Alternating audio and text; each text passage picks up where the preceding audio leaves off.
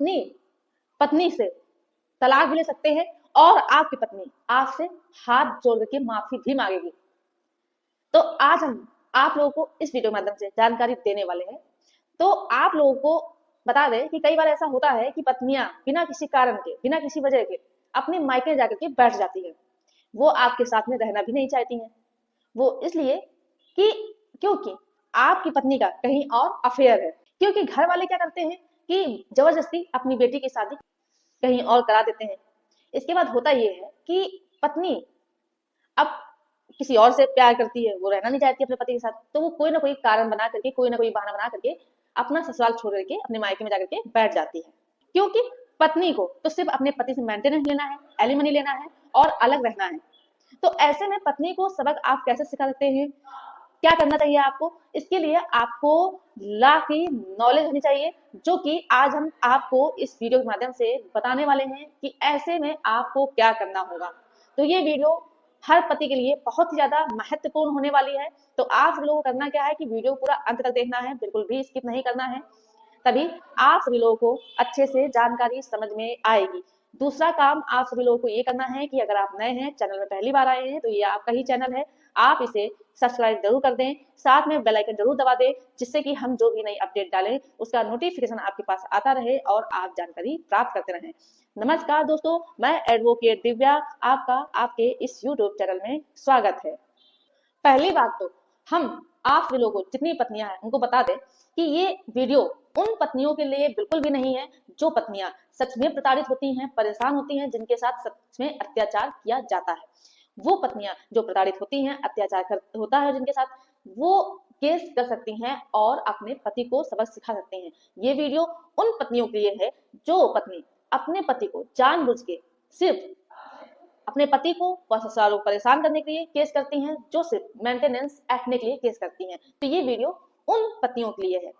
तो आप बता दें कि ज्यादातर होता ये है कि जिन पत्नियों के पहले से अफेयर हुए रहते हैं, तो उनके माता पिता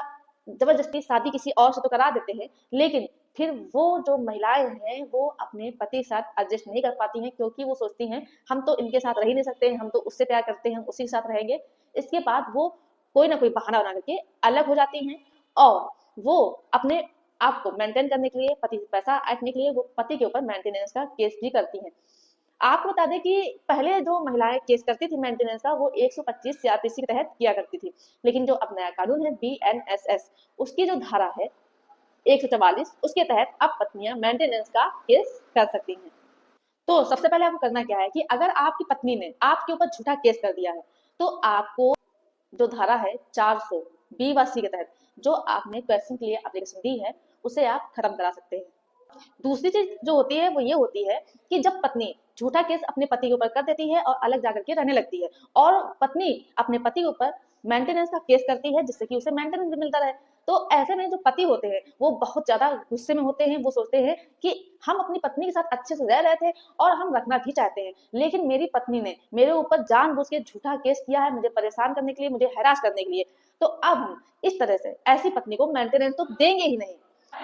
तो वो ये सोचते हैं कि भले ही हमको जेल जाना पड़े, लेकिन हम अब इसको 1 रुपए नहीं देंगे। तो आपको बता दें कि आपको करना क्या है, आप कैसे डाइवोर्स ले सकते हैं। तो आपको बता दें कि अगर मान लीजिए कि आपके ऊपर पत्नी ने मेंटेनेंस कर दिया है, तो आपको जब कोर्ट में जाए तो आपको सिर्फ यही बोलना है कि हम तो अपनी पत्नी को अपने साथ रहना चाहते हैं, मेरी पत्नी को मेरे साथ भेज दीजिए, हम उससे अलग नहीं रहना चाहते हैं। ऐसे क्या हुआ कि आप बार बार बोलेंगे तो आपके लिए ही लाभदायक रहेगा। दूसरी बात, क्योंकि अगर आपकी पत्नी डाइवोर्स नहीं लेना चाहती है और आप डाइवोर्स लेना चाहते हैं, तो जो एक पार्टी जो डाइवोर्स लेना चाहती है और दूसरी नहीं लेना चाहती है, ऐसे में बहुत ज्यादा कठिनता आती है और डाइवोर्स मिलने के लिए उसके लिए आपको ग्राउंड इकट्ठे करने पड़ते हैं, और इस तरह के ग्राउंड इकट्ठा करना बहुत ही ज्यादा मुश्किल होता है और डाइवोर्स मिलने में बहुत ही ज्यादा कठिनाई आती है, काफी समय लग सकता है, हो सकता है कि डाइवोर्स भी कैंसिल हो जाए। तो ऐसे में आपको सिर्फ यही करना है कि आप जब भी कोर्ट जाएं, आपको सिर्फ एक ही बात बोलनी है कि मुझे अपनी पत्नी के साथ रहना है, मेरी पत्नी को मेरे साथ में रहने के लिए बोल दीजिए। साथ में आप सेक्शन 9 का भी एप्लीकेशन डालें, क्योंकि क्या है कि अगर मेंटेनेंस मान लीजिए बन जाता है, कोई भी मान लीजिए 5,000 या 10,000 रुपए, और अगर आप एक बार भी मेंटेनेंस दे देते हैं, तो पत्नी को लगता है कि आप मेंटेनेंस देते रहेंगे और हो सकता है कि आगे और बढ़ा भी सकते हैं। तो आपको मेंटेनेंस नहीं देना है, आपको सिर्फ एक बात बोलनी है कि हम अपनी पत्नी को अपने साथ में रखना चाहते हैं। तो जब आप सेक्शन 9 की एप्लीकेशन डालेंगे तो वो आपके पास उसकी डिग्री भी आ जाएगी। जब उसकी डिग्री आ जाएगी फिर इसके बाद आप सिर्फ एक ही बात बोलिए कि आपको अपनी पत्नी के साथ रहना है और उसे मेरे साथ घर भेज दीजिए। तो ऐसे में क्या होगा कि अगर आप मान लीजिए कि आपके मन में क्वेश्चन आता है कि अगर हम मेंटेनेंस नहीं देते हैं तो हमको जेल हो सकती है, तो आपको ज्यादा ज्यादा 1 महीने की जेल होगी। तो अगर आप मान लीजिए 2 साल तक केस चलता है, आपको 1 महीने की जेल हो जाती है, इसके बाद भी आप जब निकलते हैं तो आपसे मेंटेनेंस देने के लिए बोला जाता है, आप एक ही बात बोलेंगे। तो ऐसे में क्या है कि पत्नी का जो मोटिवेट है, जो पत्नी ये सोचती है कि हम अपने पति से मेंटेनेंस लेकर रहेंगे और पति मेंटेनेंस देगा, तो जब आप लगातार इस तरह से बोलते रहेंगे तो आपकी पत्नी बहुत ज्यादा परेशान हो जाएगी, क्योंकि रोज रोज वो दौड़ती रहेगी, तो मन में जो उसके ये आशा है कि मेरा पति मुझे मेंटेनेंस देगा। तो जब ये आप इस तरह से बोलते रहेंगे सजा होने के बाद भी 1 महीने की, तो आपकी पत्नी का मोरल डाउन जाएगा। ऐसे में ये होगा कि पत्नी का थोड़ा-सा मोरल जब डाउन हो जाएगा तो फिर वो सोचेगी कि अरे यार, अब मुझे ये उम्मीद नहीं है कि मेरा पति मुझे मेंटेनेंस देगा, तो इससे अच्छा है तो इससे डाइवोर्स ले ले। या तो आपकी पत्नी डाइवोर्स लेने के लिए सोच लेगी या फिर आपकी पत्नी आपके पास वापस आ जाएगी। तो जब वो परेशान हो जाएगी, डाइवोर्स के लिए सोचेगी, तो हो सकता है जो आप अमाउंट देना चाहते हैं उसमें ही राजी हो जाए या फिर बिल्कुल ना ले, वो सोचेगी चलो पीछा छोड़ते हैं इससे। तो इस तरह से आपको डाइवोर्स हो सकता है मिल भी जाए, क्योंकि ऐसा ज्यादातर होता है केसेस में, जब पत्नी बहुत ज्यादा परेशान होती है, आए दिन कोर्ट में आना जाना, पैसा बर्बाद होता है और फिर भी कोई उम्मीद नहीं रहती है लास्ट में कि उससे कुछ फायदा है, तो वो डाइवोर्स लेना चाहती है या फिर साथ में रहने के लिए राजी हो जाती है। क्योंकि इधर आप लगातार बोल रहे हैं साथ में रहने के लिए और दूसरी तरफ आपकी सेक्शन 9 की डिग्री भी आ जाएगी, तो इससे ये आपको लाभ प्राप्त होगा।